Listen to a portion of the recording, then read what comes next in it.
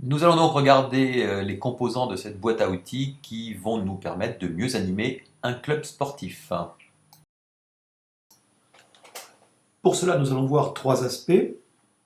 Le premier, autour de l'organisation de ces instances de gestion. Le second, autour de la dynamisation de ces différents membres, autour de ces différentes actions.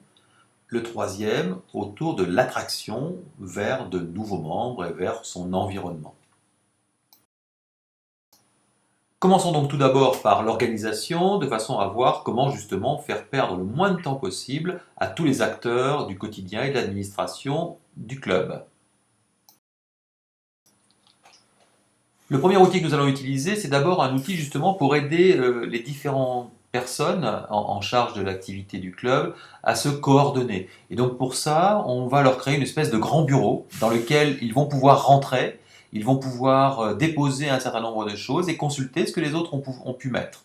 Donc là, on a réellement la possibilité de tout disposer quand on a le temps de le faire et de tout consulter quand on a le temps de le faire. On est dans un lieu vraiment asynchrone par essence. Ce lieu-là, bien sûr, peut être un lieu unique, mais peut aussi être décomposé, comme par exemple, à certains moments, pour certains événements, on pourra tout à fait créer un lieu, un forum dédié pour organiser les différentes actions. Entre deux réunions, les différentes personnes du club auront peut-être la nécessité de se recroiser, de se reparler. Et là, ils auront deux possibilités. Soit ils utiliseront TalkBox dans lequel ils pourront à la fois faire de la visio à plusieurs et projeter des informations comme une présentation de type PowerPoint ou une vidéo. Ou alors ils opteront pour une solution autour de Skype où là, ils feront de l'audioconférence jusqu'à 20-25 personnes de façon à pouvoir justement réguler un certain nombre de points. Généralement, bien sûr, ces échanges synchrones sont des échanges courts, hein, plutôt 15 à 30 minutes. C'est pas fait pour faire des grandes réunions. Les grandes réunions dans un club, elles se font bien sûr autour d'une table avec toute la convivialité qui est associée. Deuxième ensemble d'outils, c'est autour de la dynamisation du club, la dynamisation de ses membres autour des différents événements qui rythment la vie du club au fil de l'année. En fonction du découpage des activités du club et de la fréquence des événements, il peut être intéressant de créer un ou plusieurs blogs qui vont permettre de refléter toutes les activités qui sont menées dans ce club en y insérant soit des textes, soit des vidéos, soit des diaporamas, de façon à ce que tout le monde puisse se retrouver et voir ce qu'ont fait les autres. Donc là, une fois de plus, on peut le faire sous la forme d'un journal unique pour tout le club, soit sous la forme de journaux thématiques en fonction des différentes sections qui existent dans le club.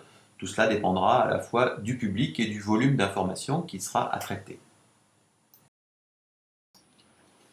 Bien sûr, la vie d'un club repose beaucoup sur les images des différentes rencontres ou des différentes actions du club. Et pour cela, Dieu sait s'il y a des outils aujourd'hui pour pouvoir capter ces images, des appareils photo numériques dans tous les coins, des téléphones qui font appareil photo. Donc tout le monde peut collecter des images. Et ce qui peut être particulièrement intéressant, c'est d'organiser un compte Picasa dont on donnera l'adresse mail aux différents contributeurs, reporters photos, qui vont pouvoir envoyer par mail leurs différentes photos et qui ainsi enrichiront et la base de données photos et le blog ou les blogs qui seront rédigés par la suite. Quand on voit aujourd'hui la facilité qu'il y a à réaliser des petites vidéos, que ce soit avec des téléphones, avec des appareils photo ou bien entendu des caméscopes, et quand on a la facilité que l'on va avoir aussi de les publier dans un outil comme YouTube pour après pouvoir les intégrer facilement dans un blog, ça peut être un élément très intéressant pour arriver à refléter l'ambiance, à refléter l'humour, à refléter la bonne humeur qui peut régner dans le club et qui peut donner à chacun finalement le plaisir de voir ou de se voir ou de voir ses proches lors des différents événements du club. Dernier aspect de cette boîte à outils, c'est tout ce que peut faire le club pour attirer de nouveaux membres en publiant un certain nombre de contenus. Premier élément qui peut contribuer au rayonnement du club, c'est bien entendu son site. Et là, une technologie comme Jimdo va permettre de créer un site de manière très simple, de pouvoir le mettre à jour régulièrement et surtout d'avoir une grande richesse de publications puisque tous les formats, tous les types de widgets, tout peut être intégré facilement dans Jimdo sans grande complexité. Donc inutile d'avoir un cadre de la programmation de site. Avec des gens tout à fait normaux, on aura la possibilité de mettre à jour le site et ainsi de le rendre particulièrement attractif et vivant. Dernière facette de cette boîte à outils, tout ce que l'on peut appeler le buzz, tout ce que l'on peut appeler le bruit de fond que l'on peut créer autour du club. Et là, bien entendu, les réseaux sociaux s'imposent, c'est-à-dire que des réseaux comme Facebook ou des approches comme Twitter peuvent largement contribuer à la notoriété du club.